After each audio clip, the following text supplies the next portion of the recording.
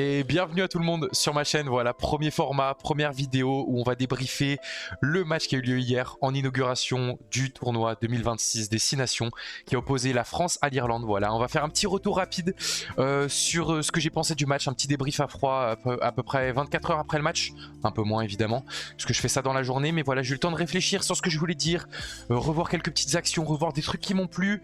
Et aussi évidemment la déception que nous ont amené les Irlandais parce qu'on s'attendait à un gros match quand même malgré le fait qu'il manque des cadres etc. Mais on en reparlera.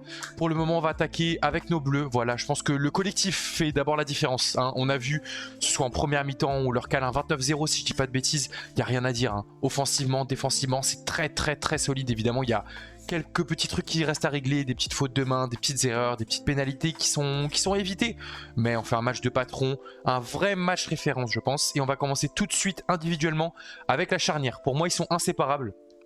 On a trouvé une charnière exceptionnelle. Dupont-Jalibert, les deux se sont trouvés, les deux se sont révélés, parce qu'on les attendait, hein. Forcément ils étaient très attendus, le retour de Dupont un an après sa blessure, et puis Jalibert aussi qui a beaucoup fait parler de lui dernièrement, avec la comparaison à Ntamak, etc. Et ben les deux, je les ai trouvés magistrales.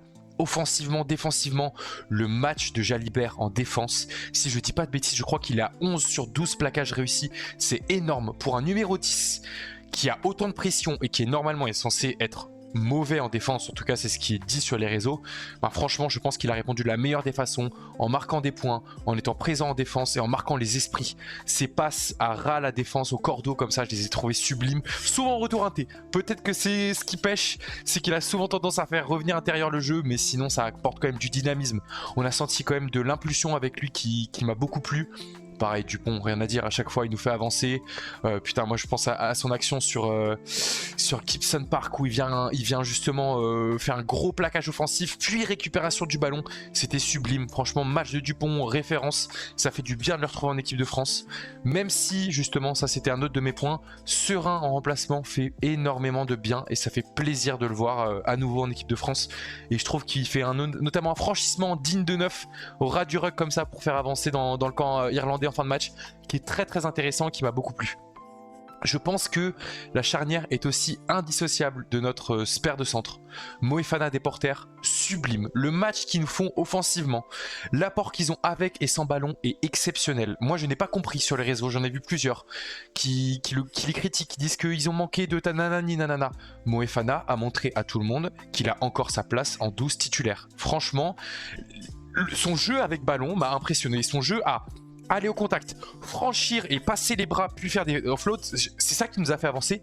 Et si je dis pas de bêtises, j'espère ne pas me tromper sur l'action, mais je crois que c'est ce qui nous amène notamment à l'en avant d'Olivon avec la petite passe de Biel Biarré au pied.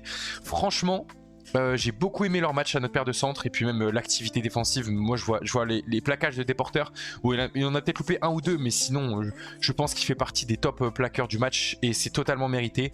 Énorme match de leur part. Ensuite, j'aimerais évidemment parler de notre homme du match, Michael Guillard, qui nous fait une prestation sur 50 minutes. Imaginez, c'est-à-dire qu'il n'a que 50 minutes pour montrer que c'est le meilleur joueur, et il l'a montré tout simplement. Il a été phénoménal. Il a fait reculer les Irlandais sur chaque impact. Ils étaient à 2, à 3 sur lui, à chaque fois c'est reculé. Sa présence aussi, j'ai trouvé que pendant qu'il était sur la pelouse, il était là sur chaque ballon ou à proximité. Je trouve que le soutien offensif français a été vraiment un point fort sur ce match et nous a permis vraiment d'avancer, tout simplement d'aller marquer des points, parce que mettre 29-0 en première mi-temps aux Italiens, j'allais dire aux Irlandais, c'est quelque chose. Donc vraiment j'ai très hâte de voir la suite de son tournoi parce qu'il m'a énormément plu. Ensuite j'aimerais un petit peu parler de Louis Biel Biarré parce que de toute façon supersonique, hein, ça va aller très vite comme son match. Je l'ai trouvé exceptionnel, peut-être que en première mi-temps bon, après je suis personne pour critiquer hein, mais il a peut-être trop recours au pied. Et ensuite en deuxième mi-temps il s'avise un petit peu plus, il revient dans le jeu où il essaye de la jouer un peu plus à la main. J'ai trouvé ça intéressant, contrairement à Tissot-B peut-être qu'on voit moins, mais ça on y reviendra. Et pareil Thomas Ramos, match de patron qui a montré qu'il était leader et qu'il faisait du bien à l'équipe de France. Son jeu au pied, son jeu à la main aussi, et puis même rien que son action, ou alors il est en 1 contre 1 avec un ballon aérien dans notre camp, je crois dans nos 5 mètres, et puis il arrive à la contrôler un peu difficilement, puis il fait calmer le jeu en arrêt de volée. J'ai beaucoup aimé, et puis ça c'est une image qui revient souvent sur les réseaux là, actuellement, donc ça fait plaisir de le voir à ce niveau. Ensuite, j'aimerais saluer pardon, aussi la performance, donc je l'ai dit tout à l'heure, de Baptiste Serin qui est rentré, et Nouchi aussi. Je trouve que c'est les deux remplaçants qui nous ont amené le plus dans le jeu par leur rentrée, parce que c'est vrai qu'en deuxième mi-temps, on a pris un petit peu l'eau, on est rentré dans un faux rythme, évidemment j'y reviendrai. Mais sinon, je les ai trouvés quand même exceptionnels dans leur activité offensive et défensive, franchement, surtout offensive, parce que c'est vrai que Serein arrive à un moment du match où on remet la main sur le ballon, mais ça fait plaisir. Et puis maintenant, donc j'aimerais m'attaquer peut-être aux petits points un petit peu en attente, c'est-à-dire en suspension. Gourgue et Atisogbe que j'ai beaucoup moins vu, je pense qu'ils n'ont pas pu exactement s'exprimer comme ils auraient voulu. Donc leur place pour moi elle n'est pas totalement définitive en équipe de France et pour les prochains matchs. Pourquoi pas un retour de Penaud, honnêtement il y a du monde à leur poste, donc c'est sûr qu'il y a de la concurrence. Après évidemment il faut remettre les choses dans leur contexte. Gourgue c'est son premier match du tournoi destination, il arrive dans une phase où on est dans un faux rythme, je vais y revenir tout de suite d'ailleurs. Je trouve que de la 50e à la 70e à peu près on est rentré dans un faux rythme et c'est là où les Irlandais nous ont fait mal. J'ai l'impression, alors attention c'est qu'une impression et dites-moi ce que vous en pensez en commentaire, mais qu'ils ont eu tendance à vouloir imposer justement ce rythme un peu lent, un peu nous endormir, et c'est à ce moment-là qu'ils se sont réveillés. Donc là-dessus, c'est vrai que après, c'est très difficile de faire 80 minutes non-stop en intensité 100% face à des Irlandais quand même, parce que c'est pas rien. Donc voilà, c'est peut-être le petit hic. Et encore 20 minutes, je suis un peu méchant, je pense que c'est plus 15 minutes vraiment, on a un petit peu plus subi. Mais dans l'ensemble, ça reste une prestation qui est phénoménale de la part de nos Bleus. Et d'ailleurs, maintenant, c'est l'heure de parler un tout petit peu des Irlandais parce que voilà quoi, il faut en parler. Plusieurs fois, je me suis fait la réflexion pendant le match hier que c'est triste à voir quoi. On sent que c'est une fin de génération, il manquait beaucoup de cadres. C'est triste à voir. On s'est un peu ennuyé, je trouve que Prendergast n'a rien apporté, il était fantomatique. Même Gibson Park, il a rien pu faire, le pauvre. Vraiment, je trouve que toute l'équipe était pas démoralisée, mais était impuissante face à nos Bleus. C'était assez impressionnant à voir et même. Bon, je suis pas triste non plus parce que ça fait toujours plaisir de gagner un match, surtout face aux Irlandais, mais on sent que c'est la fin d'une ère, une ère de domination des Irlandais, et peut-être que maintenant ce sera au tour de l'Angleterre, on verra bien, hein. Moi je pense en tout cas. N'hésitez pas à me dire ce que vous en pensez en commentaire. Donc voilà, je trouve aussi que les Irlandais ont beaucoup axé leur jeu sur la conquête aérienne avec des chandelles en deuxième ou troisième rideau maximum, mais encore une fois nos Bleus ont été impériales en l'air, j'ai aucune erreur quasiment, ou même je crois qu'il n'y en a aucune, je crois qu'on gagne tous nos ballons aériens, et c'est un gros plus parce que c'est ce qui avait pêché sur les derniers matchs là, si je dis pas de bêtises. Donc ça fait du bien de revoir un peu de domination et de ne pas subir du jeu, surtout face à des Anglais qui pourront jouer beaucoup au pied, donc ça rassure, et ça fait plaisir. Et enfin, pour terminer ce débrief, j'aimerais revenir sur 3 actions qui m'ont marqué pendant le match. Alors, il y en a une, évidemment, tout le monde en parle actuellement, c'est vraiment le French Flair. Donc, c'est cette action où Dupont joue au pied pour Ramos, qui vient la décaler du bout du pied, et Bielbiarré qui vient la récupérer pour aller marquer. Ça, cette action en deuxième mi-temps, c'est typiquement français.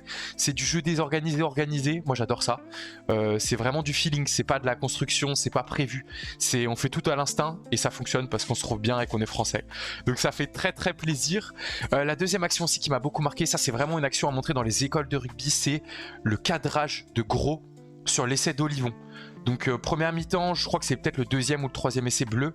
Donc on vient écarter sur le côté droit, et puis là Gros vient cadrer son vis-à-vis pour laisser un énorme espace. Je crois qu'il y a Atisogbe en plus, mais il y a Olivion qui revient intérieur, qui avait déjà franchi le rideau défensif irlandais, mais qui revient se placer en soutien, et donc qui reçoit cette balle, mais c'était sublime. Oui, c'est Guillard qui vient après Gros, et qui la remet à Olivion qui vient marquer. Franchement, cette action est phénoménale. Le cadrage de Gros est à montrer dans toutes les écoles de rugby, je le répète.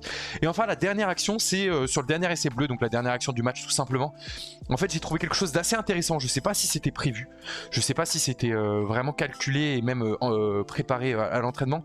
Mais en fait, cette idée que Ramos vient se positionner en 10 à la place de Jalibert qui vient un tout petit peu venir glisser dans le soutien offensif pour justement se proposer en deuxième 10, c'est très intéressant parce qu'on sait les qualités évidemment de Thomas Ramos en tant que 10 qui joue extrêmement bien aussi à ce poste, et je pense que cette idée de pouvoir créer de l'incertitude et pouvoir créer du danger avec 2 10 au lieu d'un seul, c'est vraiment intéressant. D'habitude on sait que les 15 ils peuvent venir plus en soutien de l'ailier, donc sur la touche.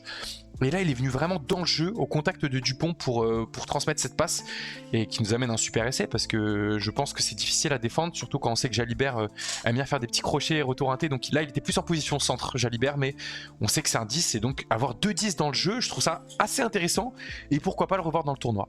Voilà, écoutez, c'est la fin de mon petit débrief. J'espère que ça vous a plu.